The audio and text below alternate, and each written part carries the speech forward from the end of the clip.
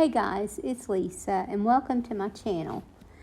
Today we're going to make some wall pockets, and we're going to start with this shutter.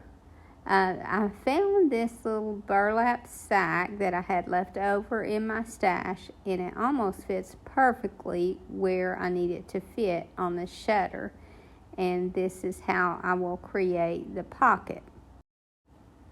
Now I've already cleaned the shutter, and now I'm going to use this Dixie Belle transfer called Magnolia Garden, and this has some very pretty transfers on it. This first sheet is my favorite actually, but I like to save it for a piece of furniture, so I'll add that to a piece of furniture later, but I'm going to use one of the other transfers on this. And this particular transfer has different magnolia pieces in it, and that one there on the bottom there which is actually the top, is the one that I end up using. But there's some very pretty transfers here. There's also some cotton in this one. But I just love this transfer, and again, I looked through these and decided that I just wanted to go with that little swag over the top.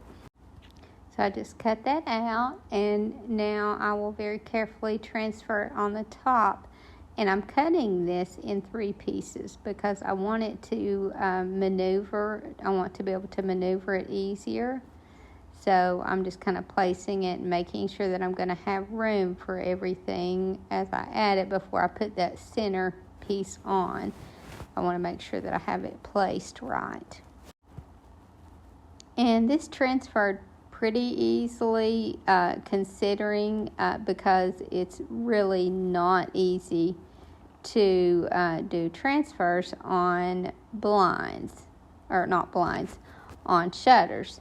So I just have to very carefully place it and just really, really work with it before I can pull that off, because again, on those little the little sections there, it's you just have to kind of be patient and slowly work with it and just get it transferred on. It will work. It just takes a little patience. And I love these little magnolias, and I love the neutral colors of them. And the good thing about transfers is you can feel free to cut them up to have smaller pieces to work with, because all you have to do when you put them on is just make sure that you carefully place it where it needs to go to match up to the other part, if that makes sense. And here I had to do some extra cutting on the sides just to make it lay flush. But I really like making wall pockets, and you can just make them out of so many things, and these little shutters are a good item to put them on. So as you can see, that transfer just matches up just perfectly, and you can't tell where you've pieced it together. And it is always important to clean your surface really well before you put your transfer on, just to make sure that you get it to stick well. Now I just really like how this swag lays on the top of this. I think it was the perfect transfer to add to the top. Now I don't want to overdo this at all, because for one thing, it's going to have some floral inside it, so it would be very easy to overdo. But I'm just going to take that burlap sack and make a wall pocket out of it. Before I do that, though, I want to add something to the sack. So I'm going to take this other transfer from the same set and add it to the burlap. Now, I have transferred on to cloth many times, and it works so well. And I really thought, because you have this rough texture on this burlap, that burlap would transfer very well.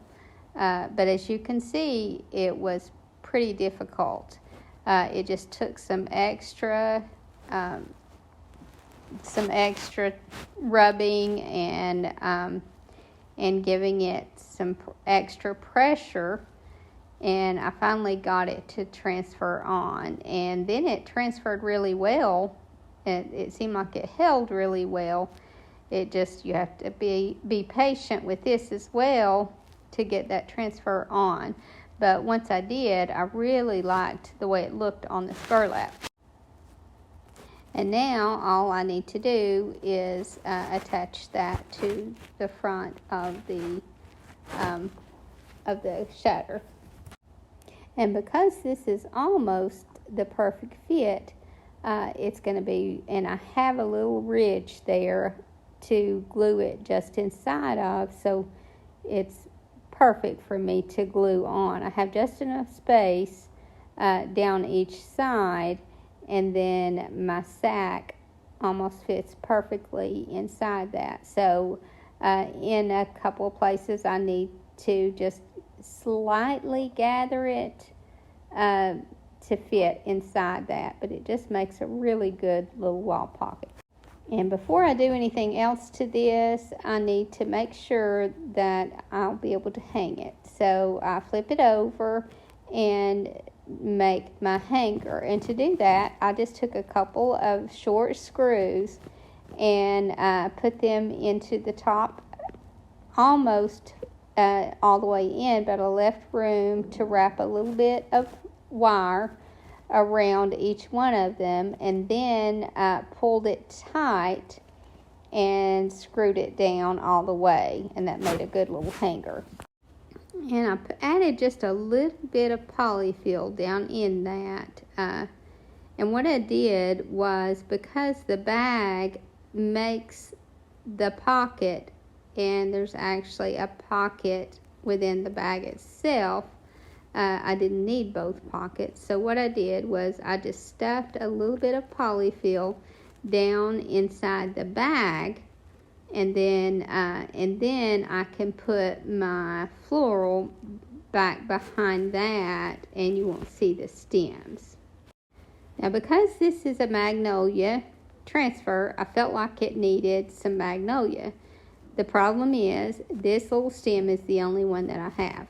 So I put it toward the center, and then I just filled in with some neutral colored flowers around it, and then I felt like that was enough. I would have loved to had more, but that was a way that I was able to make it work. And I love the way this turned out, and although I don't want to overdo it, I felt like that bottom needed just a little something, so I just stenciled a little something on the bottom.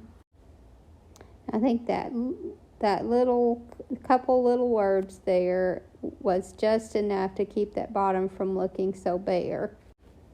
Now the next item that I'm going to do is a little fence picket. And this is just a little short section from one. So I'm going to take this small fence picket and half of a cylinder from one of my Dixie Belle transfers. And so that this doesn't show through on the burlap, I'm going to be using burlap on this one also. And so that this doesn't show through, I decided to paint this in the color pine cone. Really wouldn't have needed to do that, because as it turns out, I end up putting something else over it as well. But I painted this, and I was going to attach it to the front, and I glued it on with some hot glue. I didn't paint the very back of it so that my glue would stick.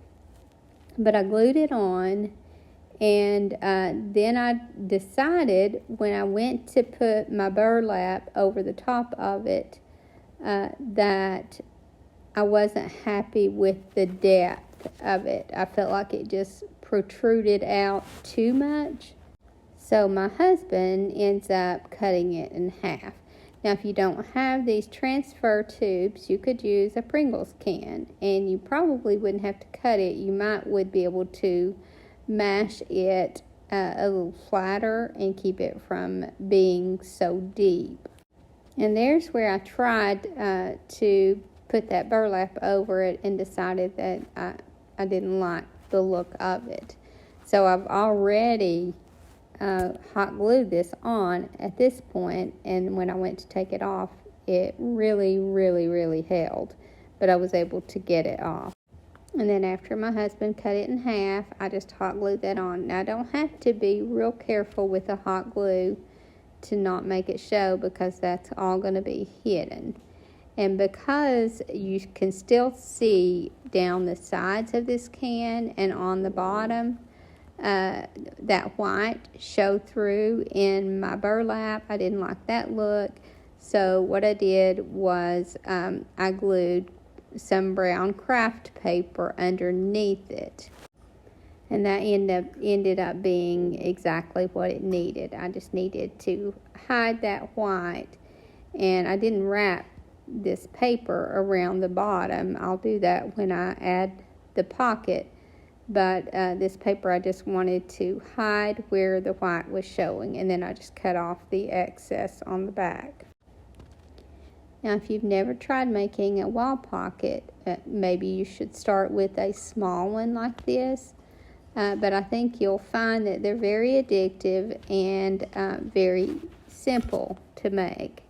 Now, I'm tearing a little bit of that excess paper there on the top, because I wanted to be able to fold this down on the top and that raw edge still show but be folded down. I felt like even though I wanted the raw edge so that I can kind of fray it some, I wanted to have that fold down so that it looked like it gave it more of a finished look.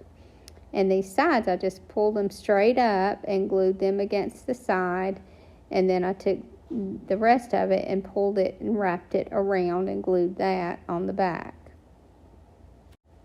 Again, I'm gluing that frayed edge down so that it has a finished edge, and then I pull the bottom straight up the side and then wrap the rest of it around the back.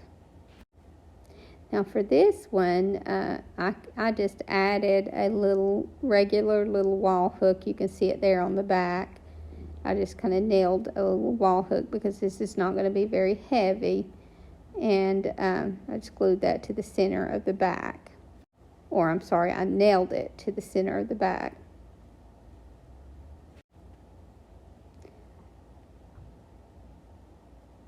So I just wrapped that around. That doesn't bother me on the back. I could cover that with something. I may go back and cover that with a piece of fabric so that it makes that back more solid.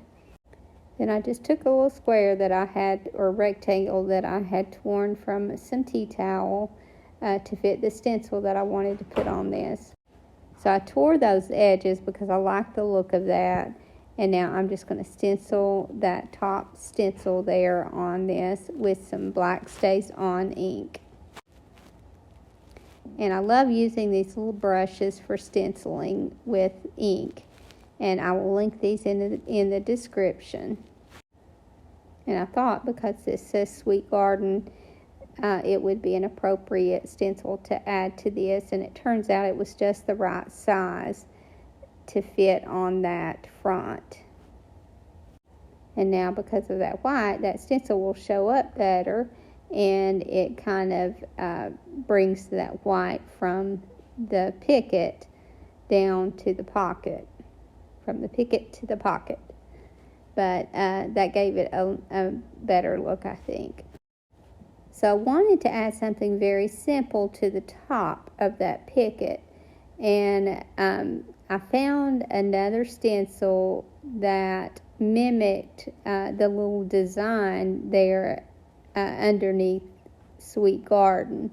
And it was just close to that. But it was large enough to put it on the top, and it made a simple little finish there to the top. Now when I stenciled that on, I felt like it was darker than I wanted it to be. So what I did is I just let that dry a minute or two, and then I took my little finger sander and sanded down on it some so that it wouldn't be quite so harsh.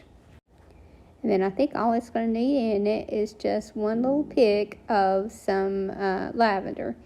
But I decided to take some Spanish moss and just very lightly tuck that down in the top. I wanted some of it to still show. And I felt like that was just the right amount to kind of set that off. And then this one was finished. Now here is my little hand vacuum, or my desktop vacuum that I purchased from Amazon, and it's great for items like this. Now I use these little silicone mats. Actually, it's a large silicone mat because you can just clean the paint right off of it when you're finished. But when I get these little things like this on my desk, they want to stick to that, and this really helps get that off. And I just really love how that one turned out. I love the simple look of that, and it's probably my favorite one just because it's so simple. Now my husband makes these little decorative breadboards, and they're not for use. They're just to hang on the wall or to sit around as a shelf sitter.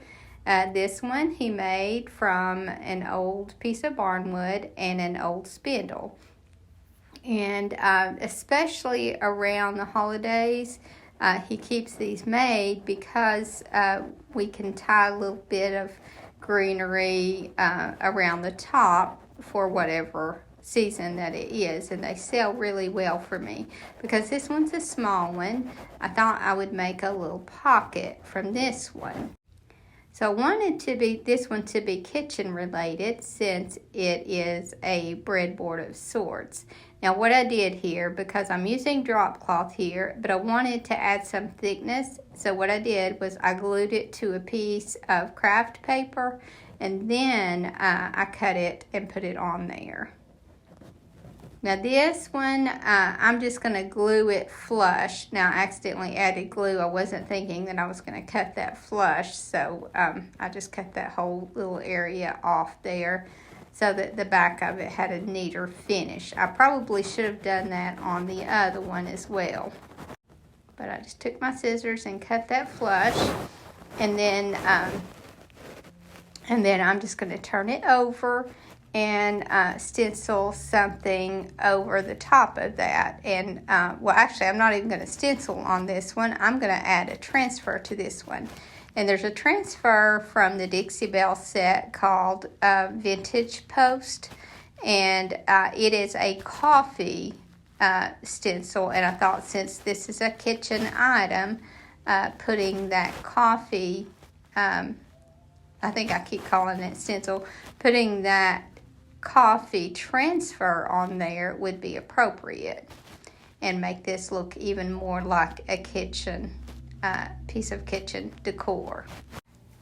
Now I talked before about these transfers generally go on fabric really good. It's not hard at all usually to put them on it, and I had a problem with that burlap.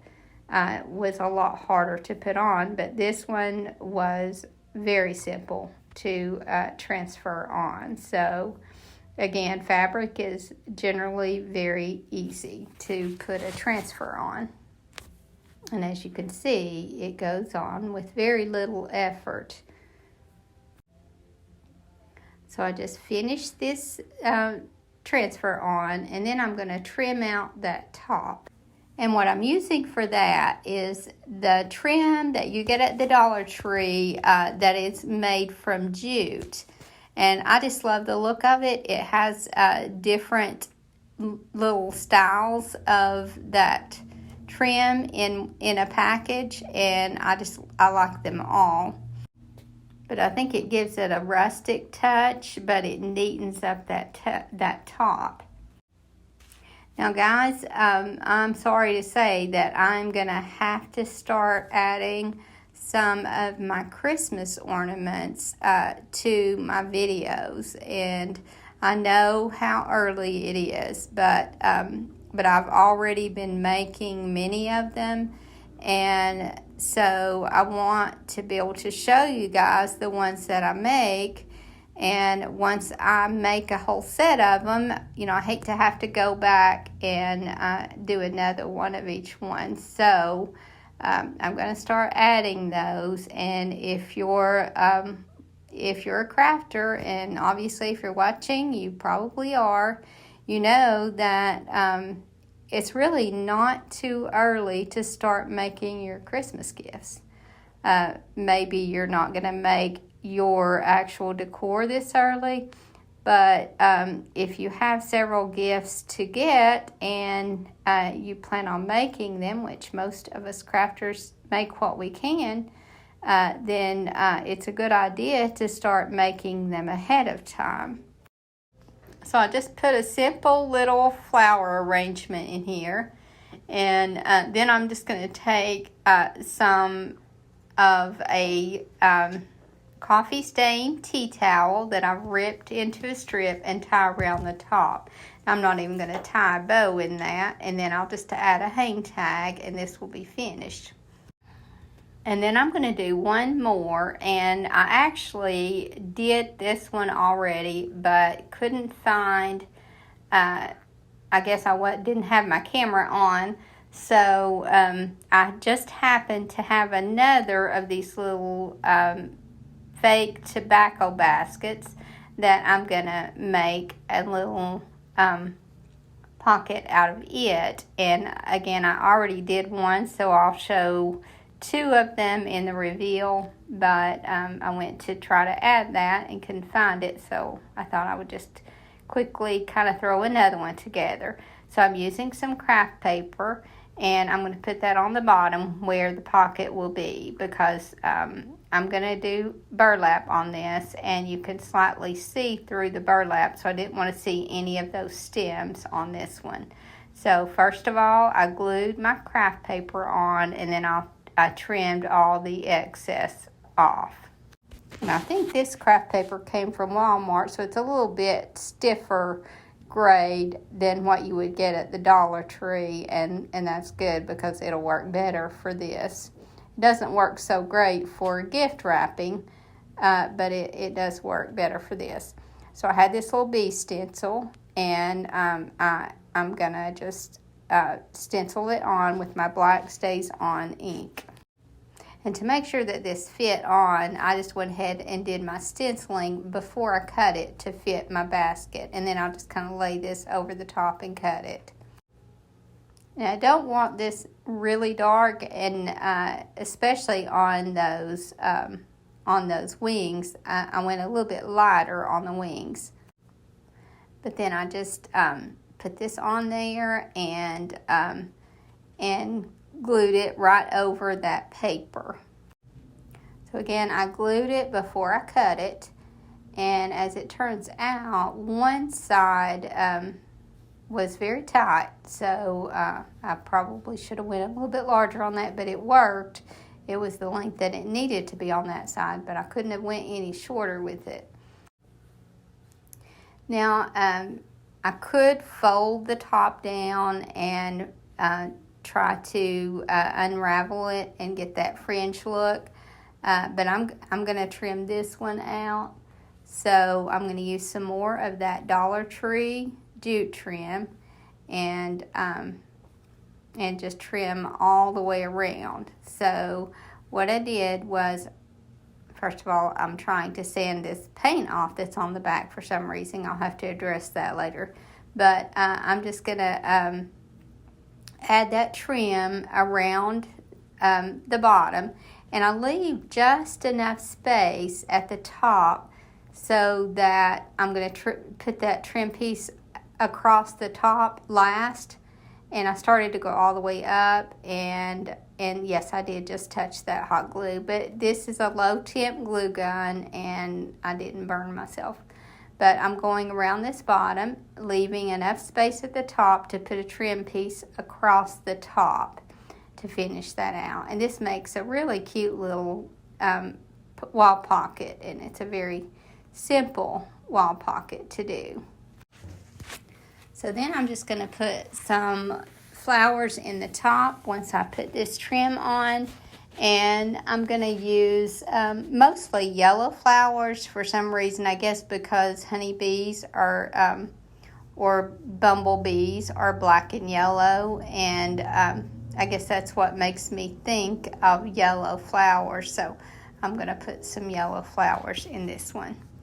So that's my last wall pocket.